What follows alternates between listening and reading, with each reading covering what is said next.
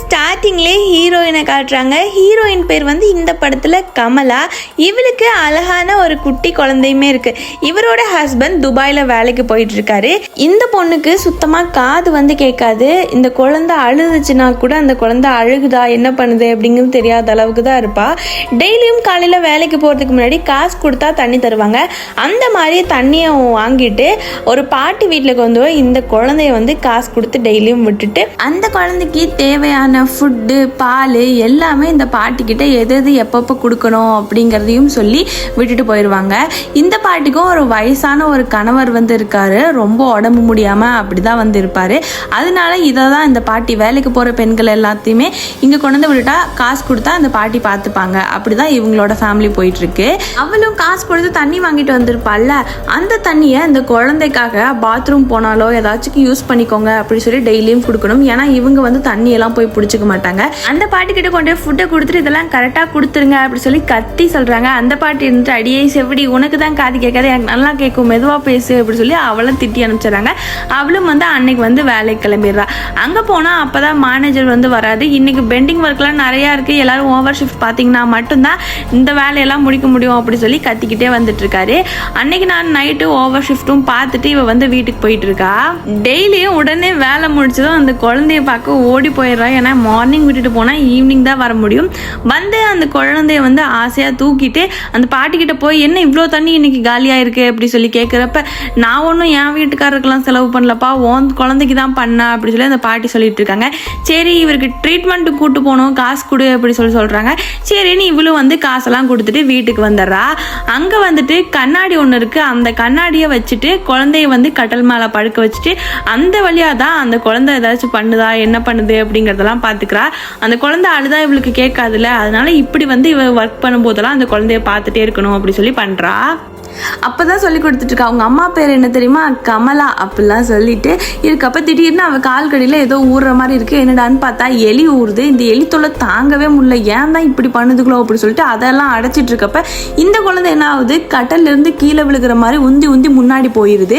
இதை இவ கவனிக்கவே இல்லை. கொஞ்ச நேரத்துக்கு அந்த குழந்தை கரெக்டாக விழுகிற ஸ்டேஜில் எந்திரிச்சு கண்ணாடியில் பார்க்குறப்ப தான் தெரியுது அந்த குழந்தை விழுகுது அப்படி சொல்லிட்டு அந்த குழந்தைய போய் எடுத்து காப்பாற்றி எனக்கு காது கேட்காதனால தான் நீ இவ்வளோ கஷ்டப்படுற, கொஞ்ச நாள்ல உங்க அப்பா வந்துருவாரு, வந்து உனக்கு நல்ல பேரா வைப்பாரு, உன்னை நல்லா பார்த்துப்பாரு அப்படி சொல்றா. எப்பவும் போல இவங்களோட லைஃப் ரொட்டீன் வந்து இப்படியே அவ வேலைக்கு போக அந்த பாட்டி வீட்டில் விட இந்த குழந்தைய வந்து பார்த்துக்க இப்படிதான் போயிட்டே இருக்கு.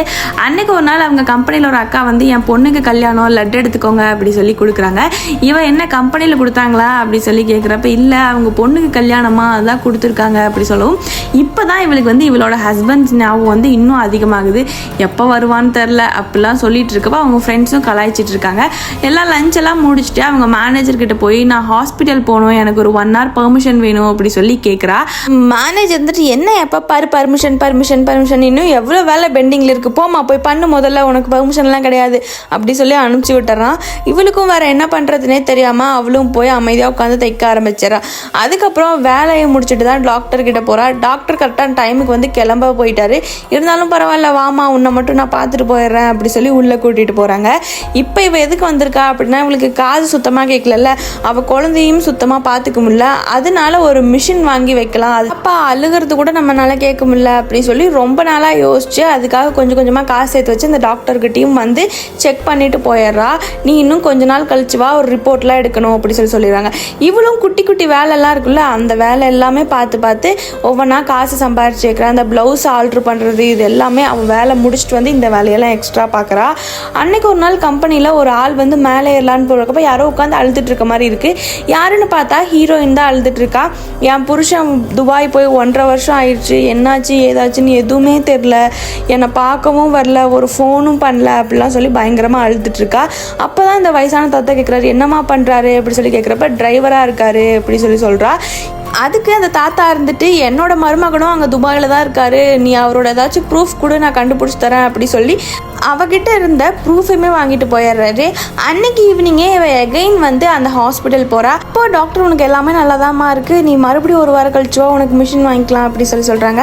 சரின்னு சொல்லிட்டு வந்துடுறா. அடுத்த நாள் மார்னிங் அந்த பாட்டிக்கிட்ட கொண்டு போய் பாப்பாவை விட்டுட்டு வேலைக்கு போகலான்னு நினைக்கிறப்ப அந்த பாட்டி இல்லை. அப்போ தான் ஒருத்தவங்க வந்து சொல்கிறாங்க, அந்த தாத்தாக்கு நைட்டு சீரியஸ் ஆகிடுச்சு, அதனால ஹாஸ்பிட்டல் போயிட்டாங்க அப்படி சொல்லிட்டு. இவளுக்கு இப்போ வேறு வழியே இல்லாமல் வேலை செய்கிற இடத்துக்கே வந்து இப்போ பாப்பாவை தூக்கிட்டு வரா. அங்கே அந்த மேனேஜர் கற்றுன்னு கத்துறான், இப்படிலாம் தூக்கிட்டு வந்தால் எப்படி வேலை செய்ய முடியும் அப்படின்னு சொல்லிட்டு. இருந்தாலும் பரவாயில்ல, இவளுக்கு ஒரு வழி இல்லை, அதனால அந்த பாப்பாவை தூக்கிட்டு வந்து அங்கேயே படுக்க வச்சுட்டு வேலையெல்லாம் செஞ்சுட்டு இருக்கப்ப அன்னைக்கு ஒரு தாத்தா நம்பர் வாங்கியிருப்பார்ல, அவங்க மருமகன்கிட்ட இருந்து கால் வருது. அவளோட ஃப்ரெண்டு கிட்ட கொடுத்து பேச சொல்கிறாங்க. என் ஹஸ்பண்ட் நம்பர் வந்து எனக்கு கிடச்சிருக்கு, நான் அதை உங்களுக்கு தரேன், நீங்கள் பேசிக்கோங்க அப்படி சொல்லி நம்பர் கொடுத்துறாங்க. இவளுக்கு ரொம்ப குஷியாயிடுது. அந்த நம்பர்லாம் வாங்கிட்டு அன்னைக்கு நைட்டே ஒரு எஸ்டிடி பூத்துக்கு வந்து போகிறா. அங்கே போய் நான் இப்படி என் ஹஸ்பண்டுக்கு கால் பண்ணோம் அப்படி சொல்கிறப்ப அவரே வந்து கொஞ்ச நேரம் அந்த நம்பர்லாம் வாங்கி பேசிட்டு அவர் அடுத்த மாதம் வராரா, நீ பத்திரமா இருப்பியா அப்படி சொல்லி அவகிட்ட எகைன் அந்த நம்பரை கொடுத்து வீட்டுக்கு போமா அப்படி சொல்லி அனுப்பிச்சு வச்சிடறாங்க. அவளும் ஜாலியாக கிளம்பிடுறா. ஹஸ்பண்ட் வந்து இன்னும் கொஞ்சம் மாதத்தில் ஊருக்கு வந்துடுவார். அதனால டக்குன்னு வந்து மிஷின் வாங்கணும் அப்படி சொல்லி அவசரமாக யாரோ கிட்ட கடன் வாங்கிட்டு அந்த மிஷினை வந்து வாங்க போயிருப்பா. கொஞ்ச நேரத்தில் அந்த மிஷினை வாங்கினது இவளுக்கும் அந்த செக்கப் எல்லாம் முடிச்சதும் ஒரு சைடு வந்து காது கேட்க ஆரம்பிக்குது. இன்னும் பயங்கரமாக குஷியாகிறா. இத்தனை வருஷம் அவளுக்கு காது கேட்காம இப்போதான் அவளோட குழந்தையோட சவுண்டு, இந்த அழுகிற சவுண்டு இதெல்லாம் ஃபஸ்ட்டு கேட்குறா. ரொம்ப சந்தோஷப்பட்டுட்டே அப்படியே போயிட்டு இருக்கா. அடுத்த நாள் நமக்கு தான் காது கேட்க ஆரம்பிச்சிருச்சு, நம்ம ஹஸ்பண்ட்டு நம்மளே பேசலாம் அப்படி சொல்லி அவளோட ஃப்ரெண்டு கிட்ட ஃபோன் வாங்கி அவருக்கு வந்து கூப்பிட்றாங்க. எடுத்ததும் நான் கமலா பேசுகிறேன் அப்படி சொல்கிறா. அவரு பயங்கரமாக திட்ட ஆரம்பிச்சிடறாரு. இன்னும் எத்தனை பேர்த்திட்ட அந்த செவிடி வந்து நம்பர் கொடுத்து பேச சொல்லியிருக்கா, அவ கூட எல்லாம் யார் வாழ்வா, எனக்கு ஆல்ரெடி கல்யாணம் ஆயிடுச்சு, நான் இங்கே சந்தோஷமாக இருக்கேன் அப்படிலாம் சொல்லிட்டு இனி அவள் செத்தா கூட எனக்கு கூப்பிடாதீங்க அப்படிலாம் சொல்லிடுறாங்க. அன்னைக்கு அந்த கடைக்காரர் பேசினப்பவுமே இப்படி தான் பேசியிருப்பாரு. பட் அந்த தாத்தா வந்து இவ வருத்தப்படுவா அப்படிங்கிறதுனால அடுத்த மாதம் வரேன் அப்படிங்கிற மாதிரி சொல்லி வந்து இவளை ஊருக்கு அனுப்பிச்சிருப்பாங்க. இவளும் நைட்லாம் மழையிலன்னு நினைச்சிட்டு அவர் பேசினதை யோசிச்சுட்டே வீட்டுக்கு வரா. வீட்டுக்கு வந்துட்டு பயங்கரமாக அழுகிறா. அன்னைக்கு நைட்டு வந்து அப்படியே போயிட்டு 2 பேரும் தூங்கிடுறாங்க. அடுத்த நாள் காலைல எழுந்திரிச்சு வேலைக்கு கிளம்பணும், ஏன்னா அந்த குழந்தைய நம்ம தான் பார்த்துக்கணும் அப்படிலாம் சொல்லி மனசை தேத்திட்டு காலை எடுத்து கீழே வச்சா வீடு ஃபுல்லாக தண்ணி, சரியான மழை பெய்யுது. வெளியெல்லாம் அவள் வச்சிருந்த ட்ரெஸ்ஸு, மளிகை சாமான் எல்லாமே அந்த ஃபுல்லாக அது வந்து அப்படியே தண்ணியில் வந்து அடிச்சுட்டு போயிடுச்சு. இவளும் சரி கதவை திறந்து வெளியே போயிடலாம் அப்படி சொல்லி ட்ரை பண்ணுறா.